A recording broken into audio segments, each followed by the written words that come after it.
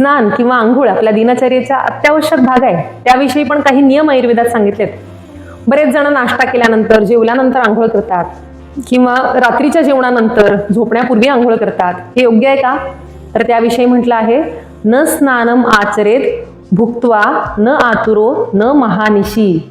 म्हणजे जेवणानंतर स्नान करू नये, खूप आजारी असताना स्नान करू नये आणि महानिशी म्हणजे रात्री खूप उशिरा असं स्नान करू नये. जेवणानंतर आपले पाचक स्त्राव आणि जो रक्तप्रवाह असतो तो पचन संस्थेकडे जावा यासाठी प्रयत्न करायला हवेत.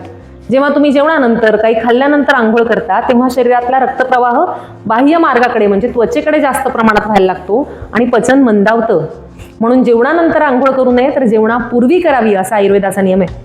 आपल्या काही पारंपरिक समजुती आहेत, त्या जरी धार्मिक वाटल्या ना तरीही शास्त्रीय आहेत, म्हणूनच त्याचा अंतर्भाव धर्मांमध्ये केलाय. पूजा करण्यापूर्वी किंवा जेवणापूर्वी स्नान करायला हवं, ही अशीच एक चांगली आणि शास्त्रीय सवय आहे.